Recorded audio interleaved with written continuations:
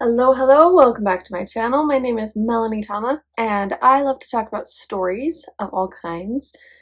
And while I do talk mostly about books, today I will be talking about an adaptation of a book, and that is Season 2 of The Wheel of Time. Recently, I posted a video about Season 1 and my thoughts, and today I'm talking about Season 2, episodes 1 through 3 that they released last week. I have some thoughts. This will be a rambling video, as many of mine often are. If you haven't seen season 1 of The Wheel of Time or the first 3 episodes of season 2, I will be talking about all the events that happen there freely, not holding myself back from spoilers from those particular things. I have read up through book 12 of The Wheel of Time, and I'm on book 13 right now. So please don't spoil anything for me about the end in the comments, and keep spoiler warnings like at the top of your comments for other people as well. And also, I will not be spoiling anything that will happen in future books past where season 2 is at, but I might hint at some things I liked as foreshadowing without getting into details of why. But I will say so far, I have enjoyed this season, I think more than the first one in a few ways. It's kind of giving me a taste of what they're trying to do, where they're trying to take it. And I do have some criticisms for what they're doing and the choices that they're making, but I like a lot of the show. I am a person who started reading The Wheel of Time after book 1, continued on with the series, because I'd watched season 1 of The Wheel of Time. It was like still motivating for me to get into the world. And yes, after reading a bunch of the books, I see the problems and I'm frustrated about certain things, but ultimately I'm enjoying it. I'm just gonna get into it. I'm not gonna talk about specific episodes like at a time, because I just took a page of notes for all 3 episodes. The first episode introduces Egwene and Nynaeve being in the White Tower.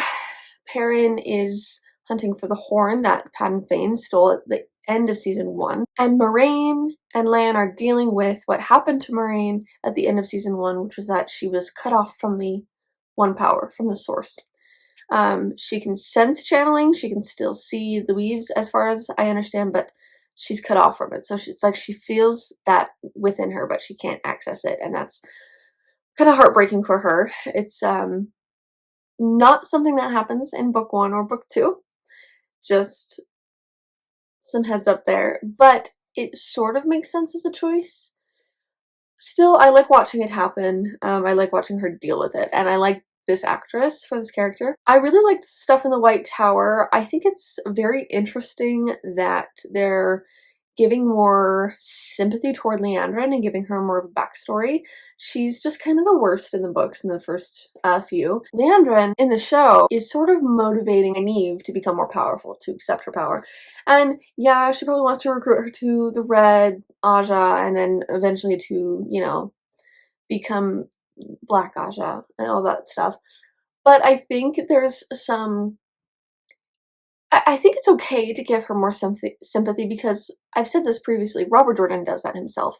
He will write a bad character but give you a quick like backstory scene or POV of them, and you think of their motivations and like they're growing up, and even what maybe persuaded them to join a bad side in all of this. She's discovered taking care of someone who has breakbone fever, I think is what it's called. And Liandrin obviously cares about this old man, but I forget for half a second that Aes Sedai typically are very old, they live a long time. And she's like crying, she's emotional toward this old man, and I'm like, oh, her father. And I'm like, well, that's not her father, because she's old, like she's been around a while.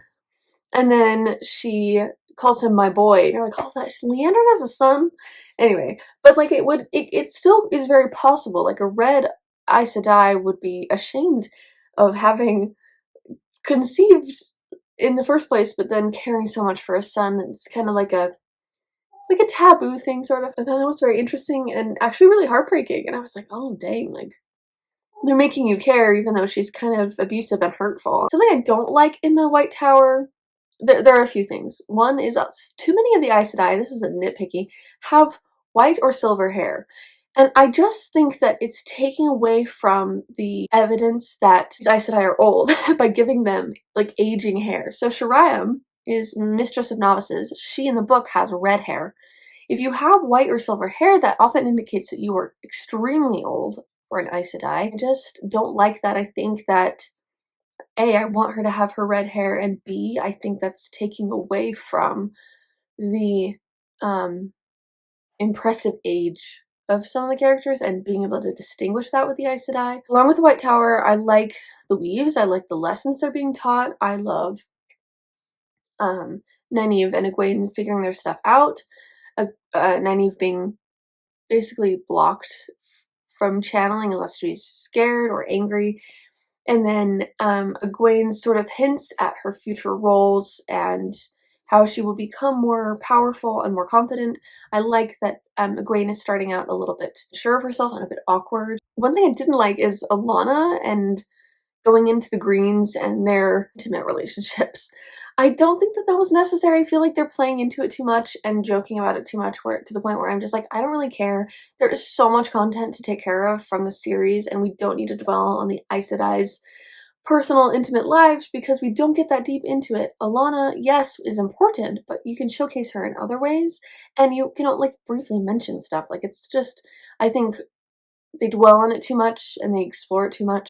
I appreciate that they mention both Logain and Mazrim. Mazrim and Logain are both male channelers who were false dragons. I just think it's interesting that they kind of noted that. I think it's important that they're slipping stuff in that the book readers will know, because the people watching who haven't read the books can still enjoy it. When they find the Fade strung up in Perrin's little group with like Loyal and Ingtar and stuff, I thought that was very cool. I really am enjoying the music.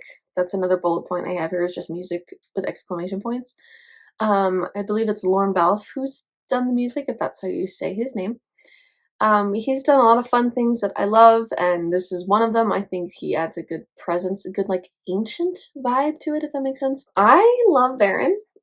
If you guys have read, those of you who've read The Wheel of Time in its entirety, at least up through book 12, probably know why I am so compelled by Verin and find her very interesting.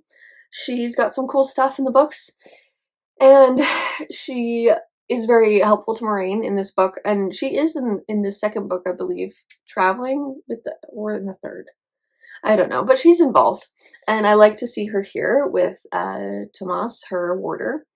She's a brown Ajah, so very studious, but also very wise, and I love this actress for her. I think she's doing a very good job of like being kind and also giving advice to Lan and Moiraine in their trying times. I think that Verin is just so interesting and one of my favorite Aes Sedai, given that A, I have a hard time keeping them straight and remembering who's who, and B, a lot of Aes Sedai drive me crazy. So Verin is just really interesting. She says something about every oath having a loophole, and I find that very interesting. She's just the best, and I just was so excited by that because watching her, having read the books, there was something important that she said that if you are a casual viewer who's not read the books, you wouldn't know kind of where, like what that could mean and what that looks like for the future books. And it just feels like they're actually caring a little bit more about the readers in that regard, giving us a few like hints and tastes of things. They deal with Egwene as well, with her future and like where things are headed for her.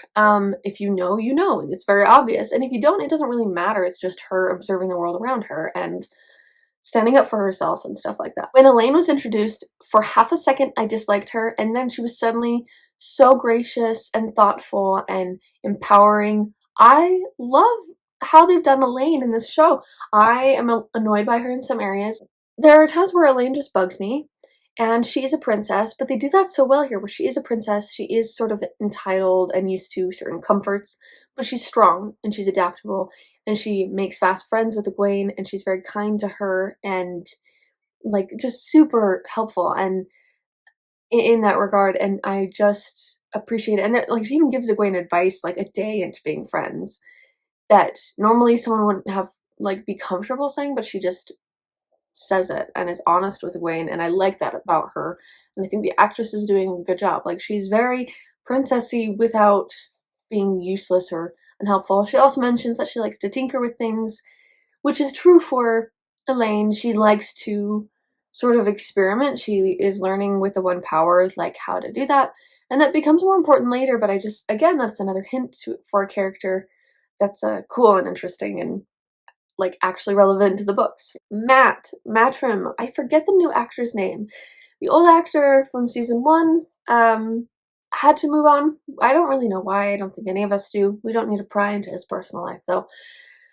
I was a little sad because I actually liked the casting at the time, but almost immediately with this one, they're leaning into him being kind of a turd, like a tease, and I love that for his character. I think that's so wonderful for him. He's silly. There's a part, so Liandrin's keeping him captive, which is, I mean, it would make sense. If she's concerned about him channeling or being able to channel, or doing bad things because of how the knife affected him, it makes sense. I'm not going to dwell too much on it. I'm sure they're going to tie that in with other things later, but I'm like, yeah, okay, that's fair, whatever. But there's this scene where Liandrin, who's locking him up, locks the door behind him, and it's an intricate lock, and as she's locking it, he's like doing the motions of it, and like her footsteps walking away because he's just so like tired of being trapped and so used to it. And then he spends his nights like trying to break out. And when he does, he opens, takes a brick out, and on the other side of the room, instead of the outside world, it's another cell. And in that cell is Min, and we know Min from the books. She's an important part in the books. She's basically just hanging around. The Aes Sedai like her because she has some foretelling abilities, but specifically like she looks at a person and she can see glimpses of their future, and it is inevitable. It always happens.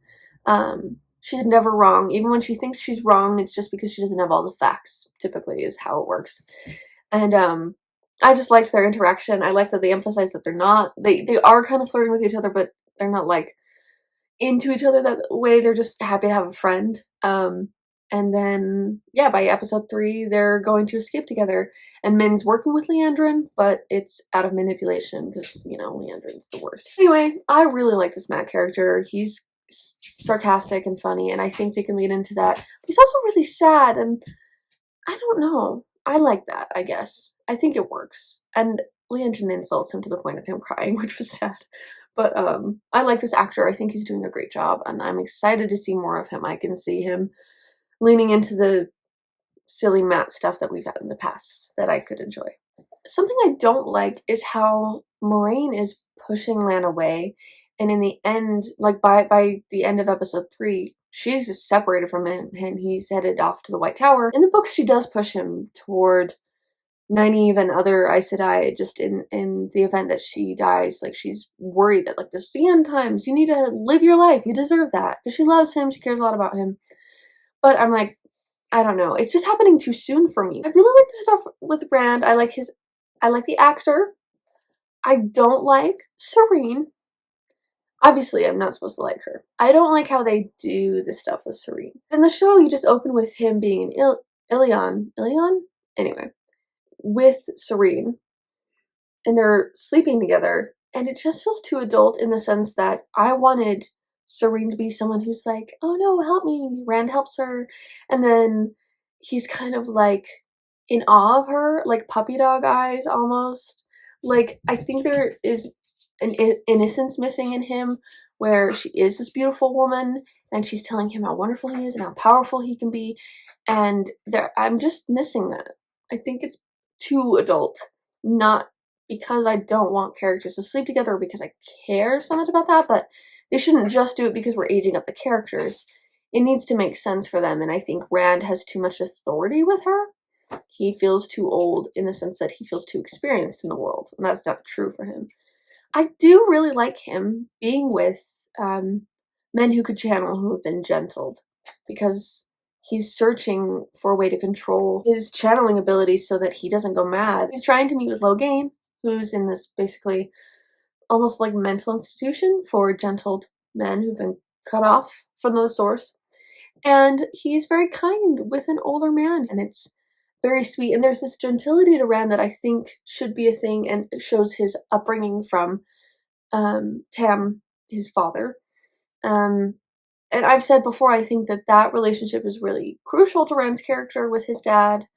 And for him to lean into that kindness can really be juxtaposed with how tough his life gets and with how hardened he becomes.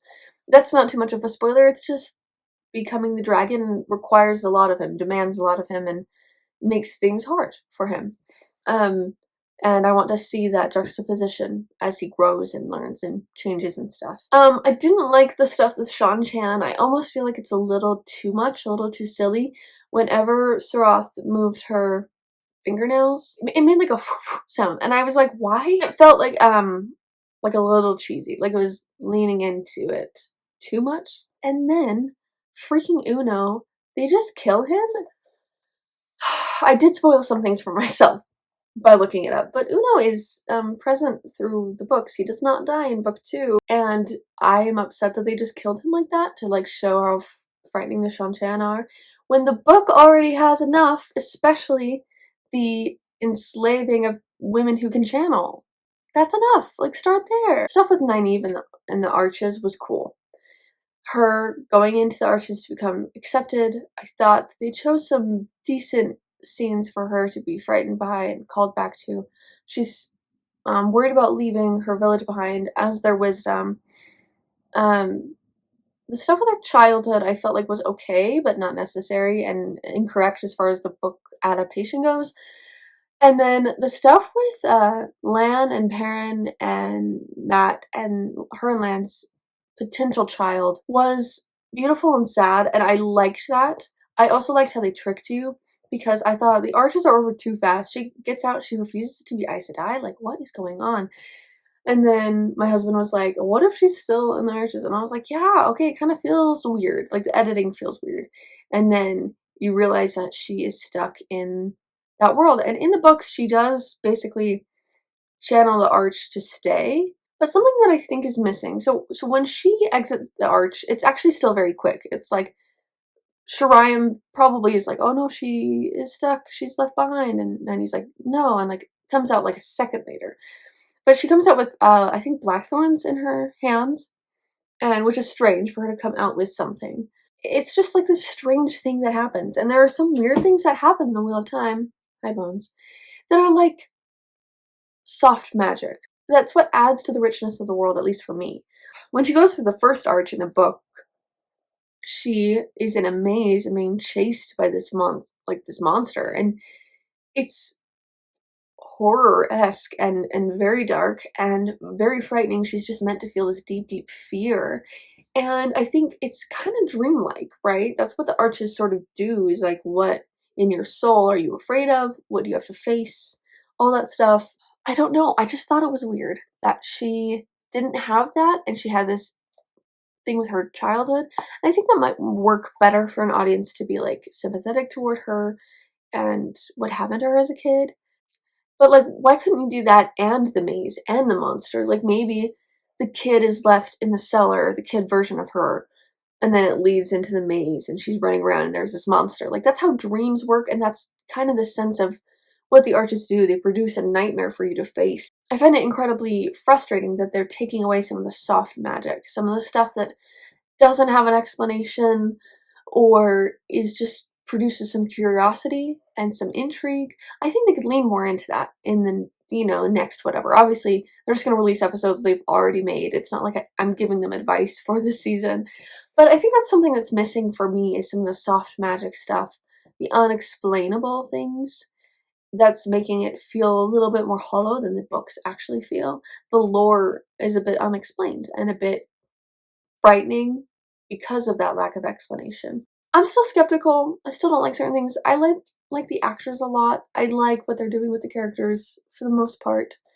And I don't know. I'm still invested in the show. I'm still enjoying it. I think that my enjoyment of it is valid enough, and I think that it is just true, though. If you're going to watch it, you have to accept that it's not the books, but that it can still hold a lot of the heart of the books, and we can ask that of the creators, and if they don't give that to us, you don't have to watch. You don't have to enjoy it. That's fine. But I like it, and it's enjoyable. I think it's still pretty good. I think it looks good. I like a lot of the set design and the clothing they wear. And the actor casting choices, and I'm just excited to see where they go from here. So I will be reviewing the next few episodes that they release probably sometime next week. And I just appreciate you guys being here and watching and hanging out with me. Yeah, I'll be talking more about the Wheel of Time in the next little while, so please let me know if you have any thoughts. I want to hear all your thoughts in the comments. Again, please be nice. Yeah, I will see you guys next time with another video.